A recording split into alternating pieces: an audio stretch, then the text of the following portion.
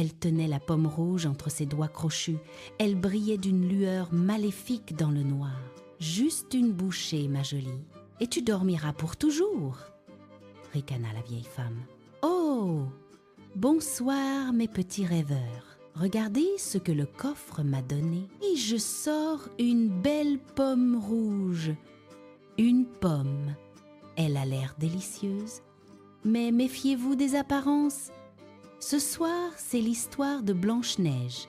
Installez-vous bien au chaud. » C'est parti. Il était une fois, au cœur de l'hiver, une reine qui cousait près d'une fenêtre au cadre d'ébène. Dehors, la neige tombait comme des plumes. En regardant les flocons, elle se piqua le doigt et 3 gouttes de sang tombèrent sur la neige. Le rouge sur le blanc était si beau qu'elle fit un vœu. « Oh, si seulement j'avais une enfant à la peau blanche comme la neige, aux lèvres rouges comme le sang et aux cheveux noirs comme l'ébène. » Peu après, son vœu fut exaucé. Une fille naquit, nommée Blanche-Neige. Mais la reine mourut, et le roi se remaria avec une femme très belle, mais au cœur froid et cruel. Cette nouvelle reine possédait un miroir magique. Chaque matin, elle demandait « Miroir, mon beau miroir, dis-moi, qui est la plus belle du royaume ?» Et le miroir répondait « Vous êtes la plus belle, ma reine. » La reine souriait, mais Blanche-Neige grandissait et devenait chaque jour plus belle.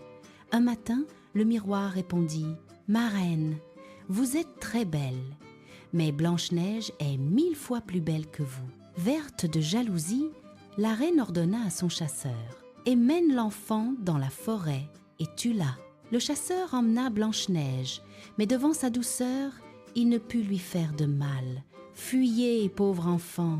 cria-t-il. « La méchante reine veut votre mort !» Terrifiée, Blanche-Neige courut dans la forêt sombre. Les arbres semblaient des monstres, le vent hurlait. Épuisée, elle découvrit une petite maisonnette et y entra.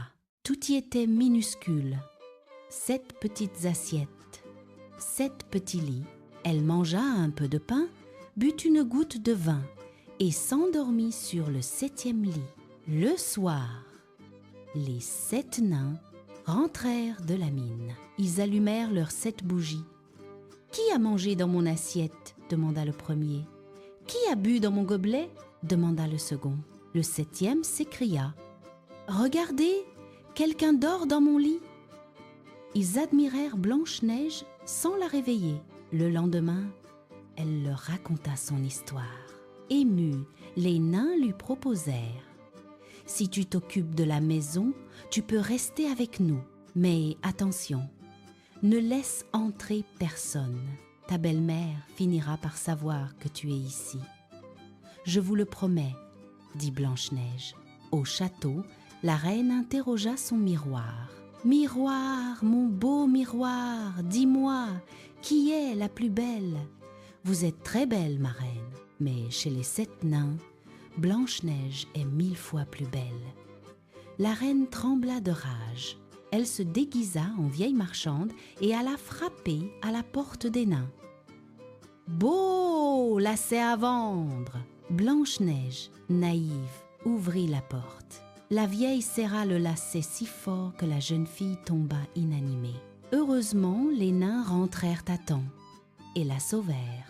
La reine, furieuse d'apprendre que Blanche-Neige vivait encore, fabriqua un peigne empoisonné. Elle retourna à la chaumière déguisée en une autre vieille femme. Elle réussit à mettre le peigne dans les cheveux de Blanche-Neige, qui s'effondra aussitôt. Encore une fois, les nains arrivèrent et retirèrent le peigne fatal. « Promets-nous de ne plus jamais ouvrir, » supplièrent-ils.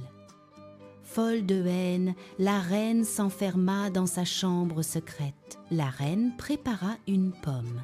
D'un côté, elle était blanche et saine, de l'autre rouge et empoisonnée. Déguisée en paysanne, elle retourna voir Blanche-Neige. « Je n'ai pas le droit d'ouvrir, » dit la jeune fille. « N'aie pas peur, » dit la vieille. « Regarde, je mange la moitié blanche. Mange la rouge. » Blanche-Neige, tentée par la belle pomme, croqua la partie rouge. À la première bouchée, elle tomba raide morte. La reine ricana, blanche comme neige, rouge comme sang, noire comme ébène. Cette fois, les nains ne pourront pas te réveiller. Et son miroir lui répondit enfin qu'elle était la plus belle. Les nains trouvèrent Blanche-Neige sans vie. Ils pleurèrent pendant 3 jours. Comme elle semblait seulement dormir, ils la placèrent dans un cercueil de verre sur la montagne et la veillèrent.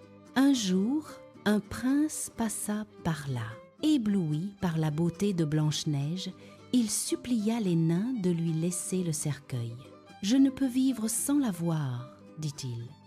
Les nains, touchés, acceptèrent. Mais en transportant le cercueil, un serviteur trébucha.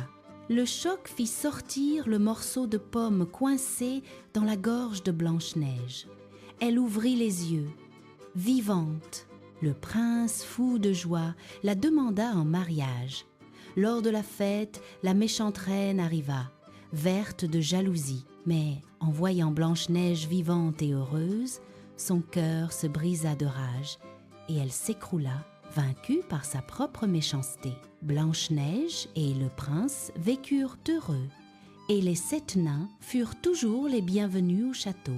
Et voilà, la jalousie est un vilain défaut qui a perdu la reine, alors que la gentillesse de Blanche-Neige lui a sauvé la vie. Si tu as aimé l'histoire, laisse un gros pouce bleu. Ça aide le coffre à grandir. Dis-moi en commentaire, quel objet magique aimerais-tu avoir? Le miroir ou les bottes de 7 lieues? Abonne-toi vite pour la prochaine histoire. Je crois qu'il y aura un grand méchant loup. Fais de beaux rêves. À très vite.